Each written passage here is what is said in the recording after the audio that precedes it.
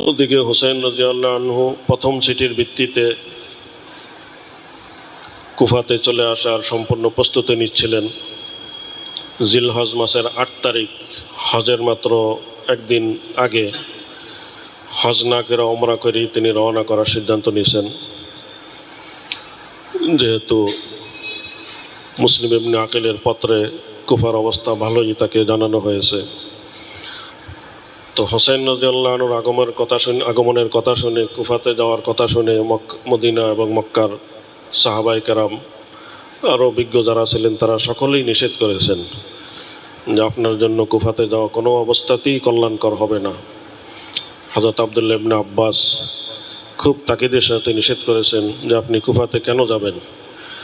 কুফাবাসীরা আপনার বাবাকে হত্যা করেছে, শহীদ করেছে, আপনার ভাইকে বের করে দিয়েছে, এখন শুধু শুধু আপনাকে ডাকতেছে ওখানে ফিতনা সৃষ্টি করার জন্য। কারণ তাদের শাসক তাদের বহাল তবিয়তে তাদেরকে শাসন করতেছে, তারা নিজের দেশকে ভালোবাসতেছে, তো তারা আপনাকে নিয়ে শুধু ফিতনা সৃষ্টি করবে, আর কিছু হবে না। এই জন্য আপনি কুফাতে কিছুতেই যাবেন না। হোসেন রাদিয়াল্লাহু আনহু বলছেন আমি তো সিদ্ধান্ত করে ফেলছি, আমি এখন যাবই। পরে ইবনে আব্বাস রাদিয়াল্লাহু আনহু বলছেন যদি আপনি যান তাহলে আপনি অন্তত নিজে যান, আপনার এই পরিবার, শিশু, মহিলাদেরকে নিয়ে যান না। আব্দুল্লাহ ইবনে ওমর তিনিও হোসেন রাদিয়াল্লাহু আনহুকে বারবার বাধা দিয়েছেন যে কুফাতে যাওয়া আপনার জন্য কিছুতেই ঠিক হবে না। সর্বশেষ যখন তিনি বাধা দিয়ে রাখতে পারলেন না, তখন তিনি বলেন আস্তাউদিউকাল্লাহ মিন কাতিল, আমি একজন শহীদকে বিদায় দিচ্ছি। আব্দুল্লাহ ইবনে জুবায়ের তিনিও একই কথা বলছেন যে আপনি মক্কাতেই থাকেন, মদিনাতে থাকেন, মক্কা মদিনাবাসী আপনাকে ছাড়া কাউকে প্রাধান্য দিবে না, তারা আপনাকে মেনে নেবে,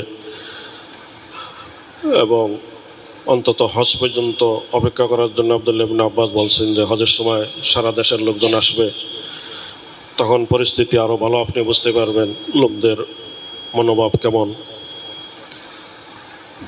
এরপরে আমরা বিনতে আব্দুর রহমান তিনি পত্রের মাধ্যমে হযরত আয়েশা রাদিয়াল্লাহু আনহার একটা হাদিস শুনাইলেন যে আয়েশা রাদিয়াল্লাহু আনহা থেকে আমি শুনেছি রাসূল সাল্লাল্লাহু আলাইহি সাল্লাম বলেছেন যে হোসাইন বাবেল নামক এলাকায় হোসাইনকে শহীদ করা হবে, সুতরাং কুফাতে যাওয়া আপনার জন্য কিছুতেই সমসীন হবে না। বাবেল ইরাকের এলাকা, যেটাকে এখন ব্যাবিলন বলা হয়।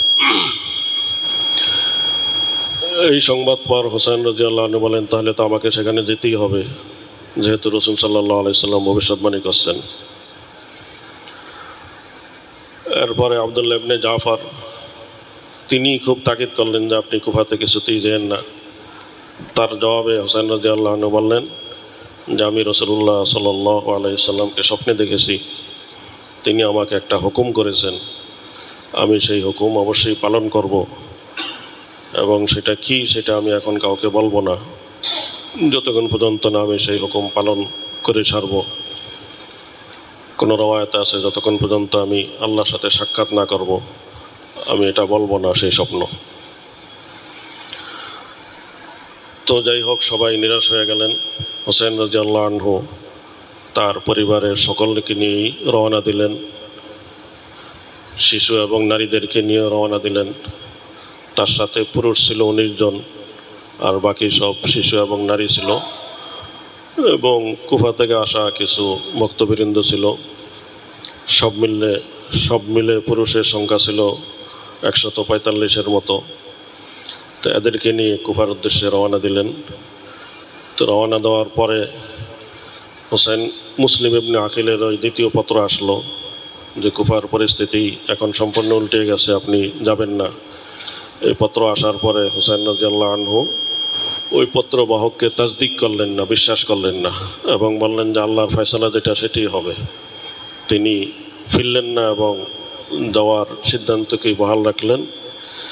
আরও কিছু অগ্রসর হওয়ার পরে হোসেন রাদিয়াল্লাহু আনহু কায়েস ইবনে মুসহির নামে একজনকে নিজের পক্ষ থেকে চিঠি পাঠিয়ে দিলেন যে আমরা তো রওনা হয়ে গেছি, ধীরস্থিরভাবে এগোচ্ছি, তার আগে তুমি চিঠি নিয়ে দ্রুত কুফাবাসীর কাছে চলে যাও এবং তাদেরকে বলো যে হুসাইন আমার পিছনে আসতেছে, এবং তোমরা কুফাবাসীদের উদ্দেশ্যে বলছেন যে তোমরা সম্পূর্ণ প্রস্তুত থাকো, আমি রওনা হয়ে গেছি। তো সেই চিঠি নিয়ে যখন কুফাতে প্রবেশ করবে তখনই উবাইদুল্লাহ ইবনে জিয়াদের এক লোক এসে তাকে ধরে ফেলছে, চিঠি সহ তাকে ধরে ফেলছে, ধরে তাকে উবাইদুল্লাহ ইবনে জিয়াদের কাছে নিয়ে গেছে। সেই চিঠি আর কুফাবাসীর কাছে পৌঁছানোর সুযোগ হয়নি। উবাইদুল্লাহ ইবনে জিয়াদ তাকে ছাদের উপর উঠিয়ে বললেন যে তুমি এখানে দাঁড়িয়ে প্রকাশ্যে হোসাইনকে এবং তার বাহিনীদের লোকদেরকে গালি দাও, হোসাইন এবং তার পিতাকে গালি দাও, নতুবা তোমাকে রক্ষা করা হবে না। তো কয়েস ইবনে মুসলিম যিনি হোসাইনকে গালি দেওয়ার পরিবর্তে সেখানে দাঁড়িয়ে উল্টা উবাইদুল্লাহ ইবনে জিয়াদকে গালি দিলেন এবং বললেন, ইয়া আইয়ুহান নাস ইন্না হোসাইন ইবনে আলী ইবনু বিনতি রাসূলিল্লাহ ও খায়রু খালকিল্লাহ ফি জামানিহি। হে লোকেরা, এই হোসাইন ইবনে আলী রাসূল সাল্লাল্লাহু আলাইহি সাল্লামের কন্যার সন্তান এবং বর্তমানে দুনিয়াতে সর্বশ্রেষ্ঠ ব্যক্তি, তোমরা তার কথা শোনো এবং তার হাতে বায়াত হয়ে যাও। তো এটা যখন ঘোষণা করছে তখন সাথে সাথে উবাইদুল্লাহ ইবনে জিয়াদের লোক তাকে ছাদ থেকে নিচে নিক্ষেপ করছে, তার মাথা ফেটে গেছে, গায়ের হাড় এগুলো চুরমার হয়ে গেছে এবং একজন তাকে তার গলা কেটে ফেলছে, ওখানে শহীদ করে দেওয়া হয়েছে। এদিকে হোসেন রাদিয়াল্লাহু আনহু এই সমস্ত কিছুই জানতে পারতেছেন না। হোসেন রাদিয়াল্লাহু আনহু তো অগ্রসর হচ্ছেনই, কুফার দিকে আসতেছেন। আরও কিছু অগ্রসর হওয়ার পরে কুফা থেকে সেই হিজাজগামী দুইজন লোকের সাথে সাক্ষাৎ হইল, বনি আসাদ গোত্রের। তাদেরকে জিজ্ঞাসা করা হলো, তোমরা তো কুফার অবস্থা কীরকম দেখে আসছো? তখন তারা বলল যে কুফার নেতৃস্থানীয় যারা আছে তারা তো সম্পূর্ণ আপনার বিপক্ষে হয়ে গেছে। তার কারণ হইল তাদেরকে বড় বড় উপঢৌকন দেওয়া হয়েছে সরকারিভাবে, তাদেরকে বড় বড় হাদিয়া দেওয়া হয়েছে, রেশওয়াত দেওয়া হয়েছে, তাদেরকে অনেক পদ দেওয়া হয়েছে, সুযোগ সুবিধা দেওয়া হয়েছে। এজন্য তারা সম্পূর্ণ আপনার বিপক্ষে হয়ে গেছে। আর সাধারণ লোক যারা, তাদের অন্তর আপনার সাথে আছে কিন্তু তাদের অস্ত্র ব্যবহার হবে আপনার বিপক্ষে। তাদের দিল আপনার সাথে আছে কিন্তু তাদেরকে ব্যবহার করা হবে আপনার বিপক্ষে। এটা হলো কুফার অবস্থা। এরপরে জিজ্ঞাসা করলেন যে আমার পাঠানো দূত কয়েস ইবনে মুসহির, তার কি অবস্থা, সে কি পড়ছে বা সে পত্র পৌঁছাইছে? তখন সে বলল যে কয়েস ইবনে মুসহিরের অবস্থা তেমন যে তাকে ছাদের উপর থেকে ফেলে শহীদ করে দেওয়া হয়েছে। তো এটা শোনার পরে হোসেন রাদিয়াল্লাহু আনহু ইন্না লিল্লাহি ওয়া ইন্না ইলাইহি রাজিউন পড়লেন, চোখে পানি এসে গেল।